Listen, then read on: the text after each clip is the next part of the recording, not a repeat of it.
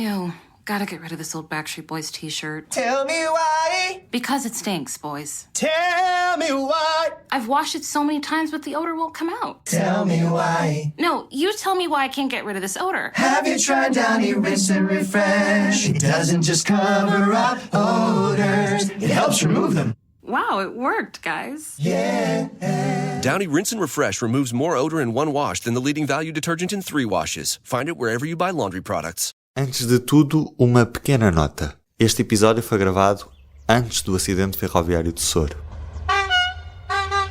Viva! Eu sou o Ruben Martins e este é o Sobre Carris, o novo podcast sobre ferrovia que promete manter conversas de bitola alta. Esperamos também vir a ser o podcast preferido do ministro Pedro Nuno Santos e para isso trouxemos 2 jornalistas para o painel fixo deste programa que se juntam a mim. 2 jornalistas que foram aliás elogiados pelo Ministro das Infraestruturas numa entrevista recente ao Dinheiro Vivo. Carlos Cipriano e Diogo Ferreira Nunes, bem-vindos. Olá. Olá, boa tarde. Tanto que há para debater sobre a ferrovia, mas hoje vamos olhar para a próxima década com a perspectiva da ferrovia portuguesa, poder receber largos milhões de fundos comunitários para se desenvolver. Carlos Cipriano, é tempo de voltar a falar do TGV ou vamos manter esse tema como tabu mais tempo? Não me parece que o tema seja um tabu, pelo contrário, deve ser debatido, mas sem correr o risco do que aconteceu há uma década atrás, em que debateu-se demasiado e depois não se fez nada. Portanto, penso que deve voltar a ser discutido novamente. Há neste momento um relativo consenso quanto à construção de uma linha que se chama de velocidade alta entre Lisboa e o Porto. Uma linha essa, digamos, que iria nascer a partir da linha já existente, através da construção de variantes, que, de uma forma faseada, acabaria por se tornar numa nova linha de velocidade alta, e para volta dos 250 km/h. Contudo, isto tem que entrar no debate, apesar de, como eu disse, haver neste momento um relativo consenso em relação a esta solução, mas deve também entrar no debate a construção de uma linha de alta velocidade pura e dura, 300 km/h, completamente segregada, porque há quem defenda que, havendo fundos comunitários e estando-se a construir infraestruturas para o século XXI e vendo de facto as próximas décadas, esta seria a solução ideal. Portanto, o que é desejável aqui é que haja um debate para depois se tirar as conclusões necessárias e se executar. E estamos a falar de Lisboa-Porto e em relação aos outros traçados que estavam previstos no mapa de há 10 anos. Bom, na altura, o governo de Durão Barroso multiplicou as linhas de alta velocidade pelo país, que eram linhas que nunca mais acabavam. Portanto, acho que ninguém na altura, ou pouca gente acreditou naquilo. O que depois se tornou mais ou menos consensual foi fazerem-se 2 linhas de alta velocidade, o Lisboa-Porto e uma linha para Madrid. Na altura, o debate centrava-se entre o famoso T deitado e o Pi, ou seja, o T deitado, uma linha Lisboa-Porto, a partir da qual sairia uma linha para Madrid, e, portanto, seria uma forma de opor ao centralismo de Madrid não um destino em Portugal, mas sim uma linha vertical Lisboa-Porto, chamemos-lhe assim. E havia quem defendesse o Pi deitado, em que haveria um eixo vertical na nossa costa e depois uma linha para Madrid e outra depois através de Salamanca e outra pelo sul. O que ficou decidido foi começar-se pela linha Lisboa-Madrid, como se sabe, isto ainda durante o governo de Sócrates, chegou a ser feita ainda uma primeira adjudicação para um troço entre o Poceirão e Badajoz, mas depois, claro, tudo isso ficou pelo caminho. Agora, o que não restam dúvidas neste momento é que é mais prioritário e é mais rentável a linha Lisboa-Porto, porque estrutura o território e seria para uma segunda fase, ficaria a ligação a Madrid. E essa ligação a Madrid poderia já aproveitar a linha que está a ser feita entre Évora e Badajoz. Pois, mas mais uma vez será uma linha de velocidade alta. O que está a ser feito nessa zona neste momento é uma linha vocacionada para mercadorias, assumidamente. É óbvio que todos temos esperança que passem lá comboios de passageiros. Penso que seria demasiado escandaloso se assim não fosse, mas todo aquele projeto está vocacionado apenas para as mercadorias. A linha tem troços para mais de 200 a hora, mas, por exemplo, tem algumas aberrações, chamemos-lhe assim, como, por exemplo, entre a saída da estação de Évora e a entrada na linha para Badajoz, temos ali troços a 60 km/h. E, portanto, a verdadeira ligação ferroviária do futuro entre Lisboa e Madrid não poderá ser por aquela linha. Obviamente, poder-se-ão pôr ali a circular comboios de passageiros que em Badajoz darão ligação a Madrid ou até haver comboios diretos, mas nunca será uma velocidade verdadeiramente competitiva. Poderá, quanto muito, ser complementar. Complementar a quê? Na minha opinião, eu acho que se poderia ressuscitar para o debate o T deitado. Eu penso que faria sentido que houvesse uma linha que, a partir de Lisboa e do Porto, seguisse para Madrid. E sim, seria uma coisa a pensar nas próximas décadas. Diogo, e tu, onde é que tu meterias os teus milhões da Europa? Bem, não é milhões, é milhares de milhões, porque este pacote, tal como está, até 2027, eu se não estou em erro, são mais de 50 mil milhões de euros, o que dá, em Ferrovia 2020, dá para aí, ora, 10, 20, mais de 20 Ferrovia 2020 seguramente, contas assim em bruto. Mas o que é interessante neste momento é que estamos a discutir entre a versão Passos Coelho do TGV, que era as tais linhas de altas performances, e a versão Costa e Silva, que defende uma verdadeira linha de alta velocidade. Andamos nesse limbo, porque Passos Coelho, em 2010, 2011, achava que o que era necessário apenas era ter linhas a 200, 200 e pouco km por hora, enquanto agora o plano Costa e Silva é muito concreto quando fala na construção de um eixo ferroviário de alta velocidade Porto-Lisboa para passageiros, em que depois ele determina que deve haver algumas variantes, como por exemplo um troço entre Porto e Sor. Agora, o PNI 2030, que é o próximo plano de investimentos, previa um reforço da capacidade e aumento de velocidades no eixo Porto-Lisboa. Portanto, antes da pandemia, falávamos mais neste projeto que é mais próximo de Passos Coelho. Agora, com os milhares de milhões de Europa e Costa e Silva, a velocidade é outra. Portanto, se houver vontade, poderemos realmente voltar a Figueira da Foz 2003, que era aquilo que o Carlos estava a referir-se há pouco. E tu achas que há vontade? Boa pergunta. A questão é essa, porque o Primeiro-Ministro parece um pouco incerto, porque de vez em quando fala sobre alta velocidade, mas depois não abre muito o jogo. Pelo Ministro Pedro Nuno Santos, seguramente haveria Lisboa-Porto em alta velocidade, em hora e meia ou menos, como ele já referiu várias vezes. Vamos ver quem é que no final vai ganhar. Porque supostamente Pedro Nuno Santos está na calha, ou pelo menos pretende estar na calha para suceder a António Costa daqui a alguns anos.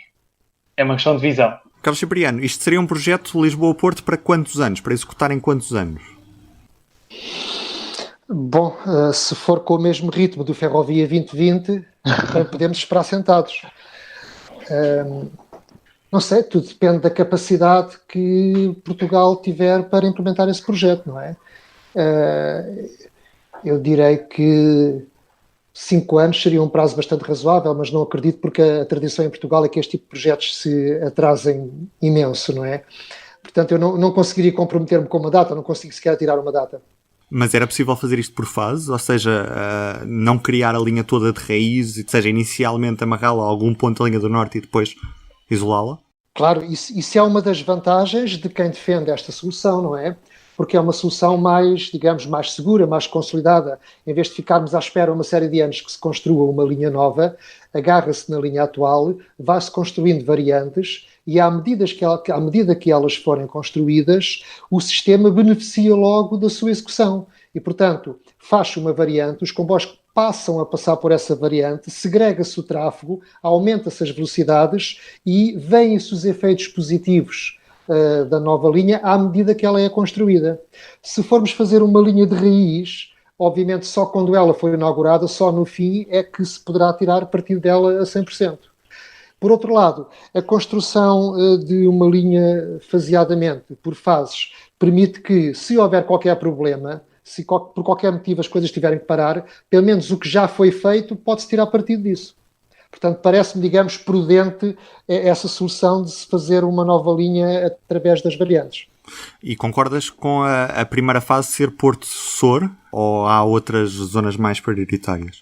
O Porto Sor é necessário porque é o troço norte da linha do norte atual que está mais congestionado e mais carente de obras. Por isso eu acho que faz sentido começar por ali. Mas já que vem aí tanto dinheiro, e se houver capacidade de engenharia, então pode-se também já fazer a tal variante de Santarém, por exemplo, pode-se mexer também já no triplicar, ou seja, acrescentar mais uma linha entre a zona suburbana de Lisboa, portanto do Carregado ou da Zambuja, ali a zona de Vila Franca, e ir aumentando a capacidade da linha do Norte. Aliás, na ficha de investimento do PNI 2030 para a linha do Norte, eles nem sequer falam numa nova linha, falam em qualquer coisa como reforço da capacidade da linha do Norte. Portanto, caso haja capacidade para isso, podem-se começar já a fazer essas variantes todas, eu diria, ao mesmo tempo. Assim haja dinheiro, parece que vai haver. Assim haja depois capacidade técnica e vontade política. Mas é isso que tem falhado também, a capacidade de engenharia, Diogo, porque, aliás, se olharmos agora para o Ferrovia 2020, vemos que os projetos estão todos atrasados. E porque muitas vezes a IP alega que tem que ir ao estrangeiro arranjar poder de fogo para tentar acelerar os projetos. Só que depois vão ao estrangeiro. Corre mal porque, como já foi assumido pela IP, os projetos têm que ser revistos 4, 5 vezes, ou seja, tenta-se ganhar tempo e afinal até acaba por perder-se ainda mais tempo do que se só utilizasse pessoas com conhecimento muito válido da rede nacional, em vez de se estar a recorrer ao estrangeiro. Portanto, tenta solucionar-se, mas afinal gera-se mais um problema, ou atrasa-se ainda mais a solução. Diogo, mas nem tudo é alta velocidade e nem tudo é Lisboa-Porto. Não é, não. Que outras prioridades tem a nossa rede que têm de ser corrigidas nos próximos anos? O ideal era resolver muitas das curvas que existem e voltar a ligar voltarmos a ter todas as capitais de distrito com boas acessibilidades ferroviárias, porque há aqui zonas no país que, por exemplo, fazer Lisboa-Leiria, são quantos transbordos, Carlos? No mínimo 2 comboios, em muitos casos 3. Quando se poderia fazer em pouco mais que 1 hora, talvez, fosse uma ligação direta? Depende da intervenção. Não, eu penso que 1h30 com uma linha do Oeste devidamente bem modernizada seria possível talvez numa 1h30. Porque isto é um dos problemas que nós temos, que é, capitais de distrito não estão assim tão longe. Lisboa e Leiria são 100 e poucos quilómetros, e não é... Quem de carro faz-se numa hora e um quarto, 1h30, vá, considerando velocidades 100, 110, 120, mas comboio não digo que é uma popeia, mas é quase o tempo de um Lisboa-Porto, por exemplo. Já querer não estar a dizer aqui nenhum disparate. É este tipo de problemas que é necessário resolver o quanto antes. E há pouco o Carlos falou muito bem, em zonas como Santarém, que tem aquela situação das encostas, que se chove mais um pouco, há deslizamentos de terras. Há a questão de Vila Franca, que tem 2 linhas e não dá para construir mais ao lado, não há espaço. Portanto, ou cria-se uma variante ali, ou tem que se fazer ou subterrar, ou enterrar a linha. São zonas muito críticas nesta...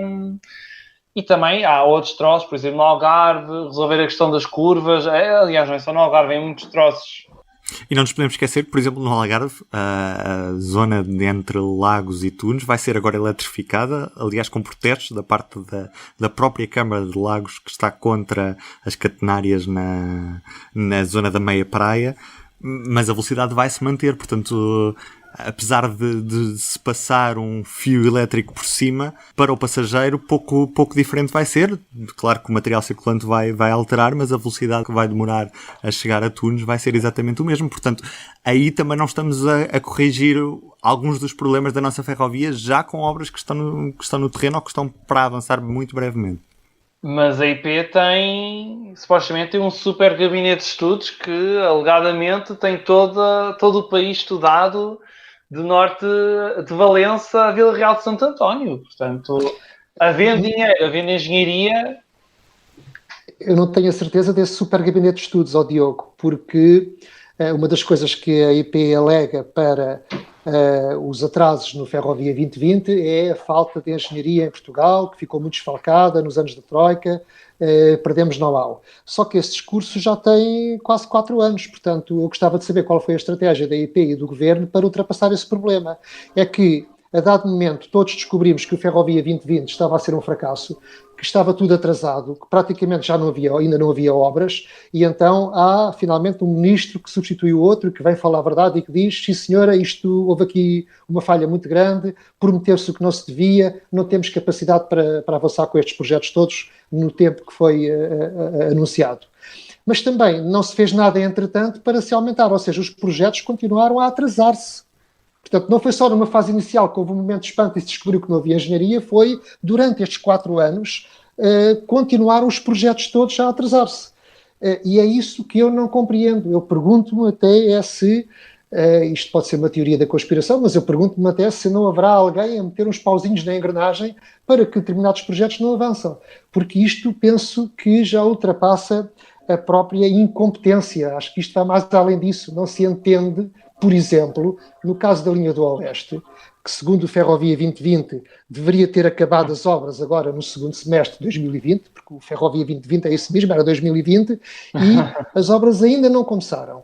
E há cerca de um ano, o secretário de Estado dos Transportes veio às Caldas da Rainha anunciar que iria ser feito o lançamento do concurso público para a metade da linha do Oeste que vai ser modernizada, que é só entre Melessas e Caldas da Rainha, portanto o troço a norte das Caldas para a Leiria ficou para as Calendas, mas depois vem dizer que, mas nesta metade, que é só entre Melessas e Caldas, numa primeira fase é só até Torres Vedras, e depois é Torres Vedras-Caldas, mas daqui por 2 a 4 meses lançamos o concurso público para a segunda parte, que é Torres Vedras-Caldas. Acontece que isso não aconteceu nos 4 meses seguintes, não aconteceu em janeiro, quando o governo vem dizer que não, que vai ser agora no mês de janeiro que vamos lançar o concurso público, e um ano depois o ministro Pedro Nuno Santos veio para a comunicação social dizer que não se compromete com nenhuma data, vai ser o quanto antes. E eu acho que há aqui uma história para contar. Há qualquer coisa de errado quando um governante, em julho de 2019, vem dizer que daqui a 2 ou 4 meses lança um concurso público e depois, no ano seguinte, vem o ministro dizer que não sei, mas será o quanto antes e seguramente até 2023, porque senão perde-se os fundos comunitários. Eu gostaria de saber o que é que aconteceu. O que é que andou a informar mal os governantes, o secretário de Estado e o ministro? O que é que se andou a fazer dentro da IP? Que problemas é que existiram? O que é que se descobriu para que isto tivesse derrapado tanto tempo? E é isto que a IP não conta a ninguém. É isto que nós não sabemos. Ora, isto permite-nos que nós tiremos as ilações que quisermos, as tais teorias da conspiração. Eu pergunto, a quem é que interessa que a modernização da linha do Oeste e outras não avance? Quem é que pode estar a ganhar com isso? Quem é que pode ter interesse em protelar anos atrás de anos uma modernização da linha do Oeste?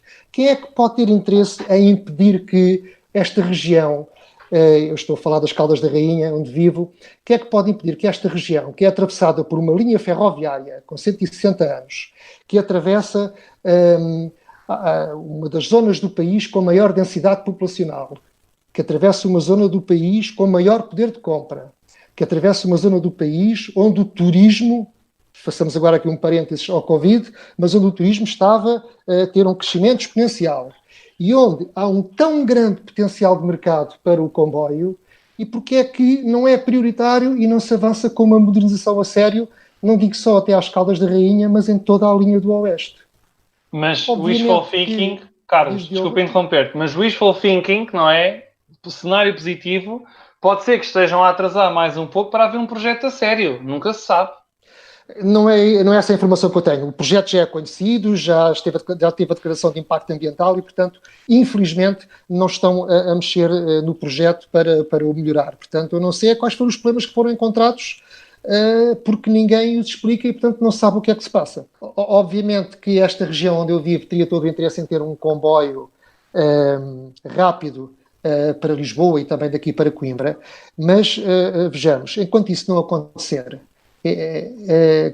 há alguém que está a faturar com isto. Portanto, temos operadores rodoviários que têm autocarros cheios, temos combustível a ser posto em autocarros e automóveis, temos o imposto a pagar ao Estado pelos combustíveis, temos portagens a serem pagas das autoestradas e, obviamente, tudo isto representa milhões de euros de receita que bastaria que só metade das pessoas que hoje utilizam a A8 ou em autocarro ou automóvel e viessem para o comboio, se ele funcionasse como deve ser, para que houvesse uma quebra brutal nessas receitas.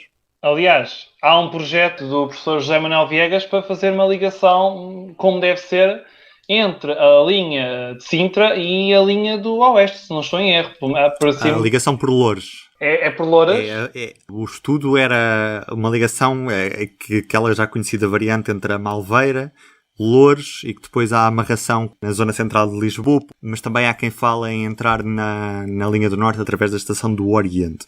Portanto, são planos que aproximariam a linha do Oeste da zona do eixo central da cidade de Lisboa. Carlos? Não, essa linha já tem sido estudada por várias pessoas e proposta por várias pessoas, e penso que em tempos a Refer, ainda no tempo da Febritas, fez assim um primeiro esboço do que seria essa linha.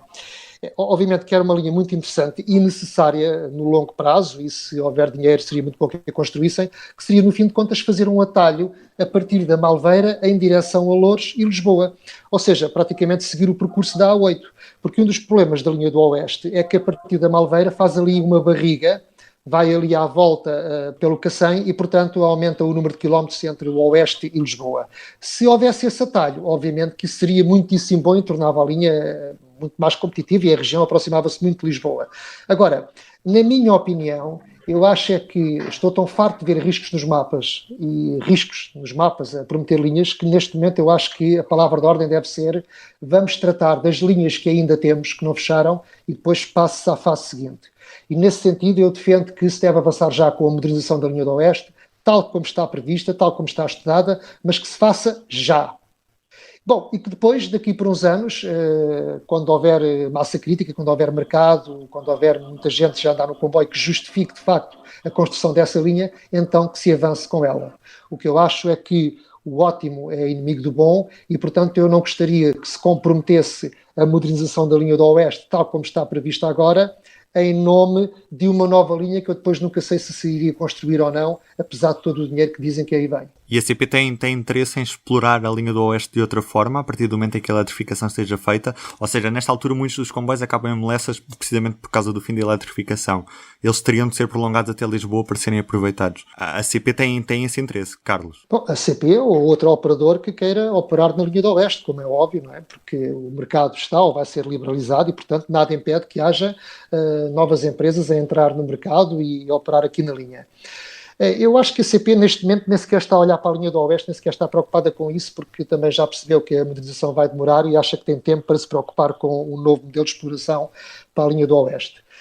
Por outro lado, como sabe que as próprias obras vão obrigar a que a linha fique fechada durante 3 ou 4 meses por causa das obras que vão ser feitas no túnel da Sapataria, portanto, neste momento também é óbvio que não valia a pena estar a alterar o modelo da oferta na linha, porque ele depois seria interrompido daqui por pouco tempo, quando as obras começarem. Portanto, com as obras a começarem, sabe-se lá quanto, mas sempre com a promessa de que é para breve. E sabendo que isto vai demorar uns anos, eu também compreendo que a CP neste momento não esteja ainda a estudar ou a fazer alguma doutrina em relação ao modelo de exploração para a linha do Oeste. Agora, eu sobre isso, e se me permites, tenho 3 ou 4 pontos que gostaria de focar em relação ao que poderia ser a exploração da linha do Oeste quando ela for modernizada ou pelo menos eletrificada. E o que se passa é o seguinte: neste momento, aqui nas Caldas da Rainha e ao longo de todo este eixo servido pela linha, quem tem menos de 45 ou de 50 anos já não tem memória do tempo em que a linha do Oeste, em que o comboio era o transporte óbvio para a mobilidade das pessoas. Há uns anos atrás, se pensava ir a Lisboa, ia-se no comboio. Para Coimbra, para o Porto, era de comboio que se iria. Porquê? Porque não havia estradas como deve ser, portanto. A partir do momento em que há a A8 e a partir do momento em que a linha do Oeste entrou nesta decadência, com sucessivas administrações a ignorarem o seu potencial, a fazerem horários que diria que quase que eram propositados para que as pessoas não apanhassem o comboio, e a chegar ao ponto a que chegou, toda a gente se transferiu para o modo rodoviário. Houve também um período da nossa economia que esteve em crescimento, as pessoas compraram carro, passaram a andar mais de automóvel e, obviamente, também os operadores rodoviários tiraram partido da A8 e, neste momento, temos que 90 e tal % da cota de mercado entre Caldas da Rainha e Lisboa, por exemplo, é por via rodoviária. Ora, Quando nós temos já quase 2 gerações que não têm memória da importância do comboio, porque vêm aqui apenas passar umas automotoras que se arrastam e que não levam quase ninguém, também não há assim à partida uma grande apetência, nem uma grande excitação, nem um grande entusiasmo pela modernização da linha do Oeste para que as pessoas voltem para o comboio. E, portanto, a CP vai ter que se esforçar para atrair mercado. Não pode pensar que agora temos aqui comboios elétricos e que as pessoas vão fazer fila para apanhar o comboio, porque as pessoas têm os seus hábitos e, apesar de tudo, o autocarro serve razoavelmente bem a região. Portanto, há aqui 3 pontos fundamentais. Um deles é a frequência. Quer dizer, a CP não vai poder competir com a rodoviária se tiver um comboio às 8 e outro às 10 e outro ao meio-dia. Vai ter que, nas horas de ponta, ter que fazer comboios de meia hora para Lisboa e, durante o dia, pelo menos um comboio por hora. Não pode ter a preocupação de ter os comboios cheios, deve ter a preocupação de que os seus clientes tenham comboios de hora a hora e saibam que, se vão das Caldas a Lisboa, que têm sempre de hora a hora um comboio para regressar para a linha do Oeste. Eu, quando digo Caldas, digo também Torres Vedras, digo Bom Barral, digo São Martinho do Porto, digo Alcobaça e Nazaré, que são servidos através do Valado, digo Marinha Grande, digo Leiria. Depois, além da frequência, é importante que os novos comboios que vão ser comprados e cujo concurso está atrasado, e também o material circulante que está a ser recuperado, eu penso que era fundamental que a CP se preocupasse com o interiorismo das carruagens, do comboio, ou seja, não se deve imitar o autocarro nem o avião. O comboio tem um potencial muito grande que permite uma experiência de viagem completamente diferente e muito mais cómoda e muito mais agradável. E, portanto, se é para pôr aqui comboios com os lugares sentados uns aos lados dos outros, e obviamente que eu estou já a pensar no pós-Covid, com os lugares uns ao lado dos outros, igual ao autocarro ou ao avião, isso não torna o comboio muito agradável. Era necessário que as carruagens tivessem espaços diferenciados, tivessem lugares para que as pessoas pudessem ir frente a frente em reuniões ou em família, tivessem espaços para que as pessoas pudessem ir a trabalhar individualmente, sozinhas, concentradas com o seu portátil, tivessem pequenos espaços para as crianças poderem brincar, porque isso é uma coisa frequente nos comboios no resto da Europa. Haverá gente que ao ouvir isto poderá rir-se, mas não, isto não é para rir, isto existe noutros países, pequenos espaços onde as crianças podem ir a brincar. É necessário que esse interiorismo passe também por ter compartimentos para que as pessoas possam ir juntas em famílias ou em grupos. Ou seja, é necessário tornar o interior do comboio atrativo para que as pessoas vejam a diferença e optem pelo comboio em detrimento do autocarro. E isso aí o interiorismo tem muito a fazer. Mas não seja porque o facto de o próprio comboio ter uma casa de banho já é uma vantagem face a outros meios de transporte. Bom, e depois disso é preciso uma política de preços que seja também competitiva, não é? E, obviamente, tentar apostar na velocidade, que eu sei que, tal como está previsto, do ponto de vista estrito da velocidade, não vai conseguir grandes ganhos de tempo em relação ao que já hoje se faz pela autoestrada. Mas o estado de saturação da linha de Sintra não vai ser um problema quando os comboios chegarem a Melessas e tiverem de ser injetados na linha de Sintra? Não creio, porque a linha de Sintra, repara, está quadriplicada. Portanto, eu ficaria muito surpreendido se isso agora fosse um obstáculo, porque eu acompanho este desejo da modernização da linha do Oeste há pelo menos 30 anos, e durante décadas dizia-se, isto é muito complicado, porque chega só Cacém, a linha de Sintra está congestionada, pois os comboios do Oeste não podem passar. Mas atenção que a linha de Sintra foi quadriplicada, gastaram-se ali muitos milhões para ser quadriplicada. Gostar-me a acreditar que alguém dissesse agora que não haveria capacidade para que coexistissem os comboios suburbanos da linha de Sintra com comboios mais rápidos da linha do Oeste. E alegadamente porque vai ser resolvido também o problema da linha de cintura nos próximos anos, que há ali uma parte ainda entre Braço Prata e Roma-Arieira, ali até ao terminal de... Não é terminal, é Roma-Arieira. É Roma-Arieira, mas há ali aquele pedaço antes em o Gargalo, como agora se chama. Aquele Gargalo que creio que é em Chelas, se não estou em Sim, um bocadinho antes de onde era a antiga estação de Chelas, exatamente. E alegadamente isso também vai ser resolvido nos próximos anos. Ou seja, quase em paralelo, poderemos ter linha do Oeste finalmente com as obras que merece, mas resolver-se o problema da linha de cintura. Portanto, em teoria, poderemos ter comboios Caldas-Oriente ou Leiria-Oriente, porque assim, também Caldas-Santa-Apolónia não é assim tão fácil porque aquilo é via única. Portanto, Quer dizer, pelo menos com frequência. eu diria que é desejável que o términos da linha do Oeste fosse não 7 rios, como é atualmente, mas sim que os comboios parassem em 7 rios, entre campos, e fossem ao Oriente, e até alguns poderiam seguir para a Zambuja, portanto isso não haveria problema nenhum, porque uma das vantagens era de facto Lisboa ter várias estações que permitem às pessoas que vêm no comboio de fora de Lisboa poderem sair ou em Entre Campos, ou em Sete Rios, ou no Oriente, e poderem ir apanhar o metro e outros modos de transporte, não é? Portanto, Lisboa tem de facto essa vantagem. Se houvesse um serviço que ligasse, por exemplo, uma parte da linha do Norte à linha do Oeste, que permitia de facto às pessoas saírem nessas estações e poderem escolher onde é que pretendem ficar. Em vez de haver uma grande estação central em Lisboa, como tem outras capitais, não é? Ou seja, o que é que eu quero dizer com isto? O que eu estou a dizer é que Lisboa já tem a sua grande estação central. E a sua grande estação central é a linha da cintura. É aquele eixo Oriente-Campo Lido, digamos assim, não é? Porque se, por exemplo, os comboios da linha do Norte, em vez de irem para Santa Apolónia, prosseguissem pela linha da cintura, estavam a dar aos passageiros um leque de possibilidades enorme de poderem sair nos sítios mais próximos dos seus destinos finais. Agora, haveria ali depois um problema terminal, né? Onde é que seria o terminal? Bom, isso resolvia-se. Os comboios seguiam para Setúbal, seguiam para o Alentejo, seguiam para o Algarve, seguiam para a linha do Oeste. Vão-me dizer, mas isso é uma ideia perfeitamente louca, porque depois não haveria ali um terminal, o comboio não acabava. Assim, não haveria nenhum problema, nós tínhamos imaginem, por exemplo, um comboio Coimbra-Setúbal. Não quer dizer que houvesse muito mercado de passageiros de Coimbra para Setúbal. O que eu digo é que esse mesmo comboio entre Coimbra e Setúbal traria muitos passageiros da linha do Norte para Lisboa, traria alguns para o Pragal, para o Pinhal Novo e para Setúbal, e poderia ter o seu terminal em Setúbal. Isto é apenas um exemplo, não é? Da mesma forma que, quando eu defendo que a linha do Oeste deve ter comboios de Lisboa para o Porto, via Oeste, não quer dizer que haja muitas pessoas a querer ir de Lisboa para o Porto por esta linha, mas obviamente que há clientes que entram e saem no Cacém, em Torres Vedras, no Bom Barral, Caldas da Rainha, São Martinho do Porto, Marinha Grande, Leiria, Coimbra, por aí fora, e portanto, que entram nestas estações e que se podem destinar a estações além da linha do Oeste, para Coimbra, Aveiro ou Porto.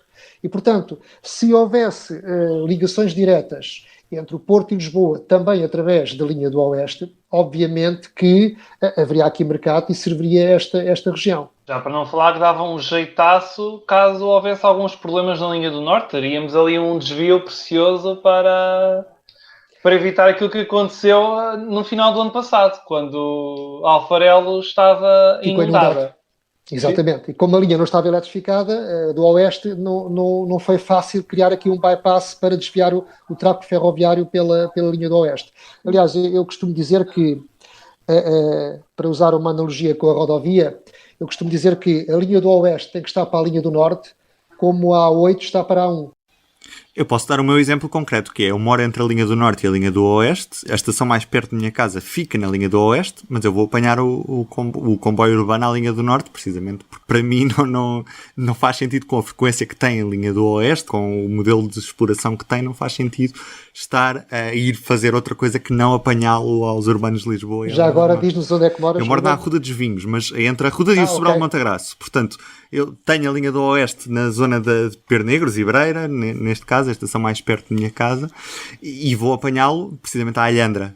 Para o lado contrário. Obviamente que se tivesses comboios com alguma frequência na zona da Zibreira, Pernegro, apanharias lá o comboio para Lisboa. Claro, porque era mais perto e era mais acessível também a nível de estacionamento, que na zona da linha do Norte está bastante saturado nesta fase, porque com o preço dos espaços tão barato como aconteceu, as pessoas foram muito para o comboio, e ainda bem, mas saturou muito o estacionamento nas estações, e o caso, por exemplo, da Alhandra, onde apanho o comboio, não tem propriamente muito estacionamento, o que faz com que a vila fique cheia de carros. E não é só Alhandra, é Alhandra, Vila Franca, Alverca, Castanha do Ribatejo. O concelho de Vila Franca de Xira é particularmente preocupante pela falta de estacionamento junto às estações. Agora não, porque agora os parques de estacionamento andam muito vazios mesmo, muito vazios.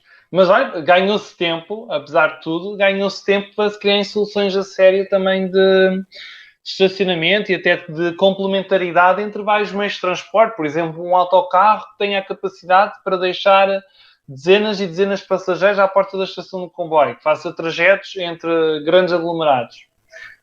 Há tempo a pensar nisso. Eu diria que pelo menos há um ano para pensar nisso. Diogo, eu acho que tens razão, porque, e novamente, com todo esse dinheiro que dizem que vai haver para a ferrovia, num cenário perfeito, o país deveria ser estruturado em termos de mobilidade no longo curso com a ferrovia. Portanto, deveriam ser os comboios o principal meio de transporte para transportar as pessoas. E depois teríamos o modo rodoviário, os autocarros, para complementar a deslocação das pessoas entre a estação e o destino final. Sim, que não se pense que queremos acabar com os autocarros, que sejamos claros, porque há muito espaço para o autocarro, até por ser tão portátil, porque é muito mais fácil arranjarem-se autocarros do que arranjarem-se comboios. Mas também é verdade que nos últimos anos se perdeu muito o efeito de transbordo, ou seja, os horários não estão tão articulados como deviam estar entre a rodovia e a ferrovia, muito também por alguma pressão dos próprios operadores ferroviários que querem dessa forma tornar a ferrovia menos competitiva. Mas supostamente isso vai mudar, pelo menos para o ano, porque, por exemplo, a área metropolitana de Lisboa vai criar a mega empresa, a TNL, a Transportes Metropolitanos de Lisboa, que vai ter a Carris Metropolitana e que vai ter a gestão, supostamente, das vias, dos barcos, dos comboios urbanos, dos autocarros, do metropolitano. Portanto, em princípio, na teoria, dá para pensar numa lógica comum e integrada. E não tens razão, na teoria, mas não sei se na prática tal acontecerá, porque repara, há questões que nem sequer é necessário dinheiro para serem resolvidas e não foram resolvidas, não é? Portanto, nos faz pensar porque é que isto não funciona.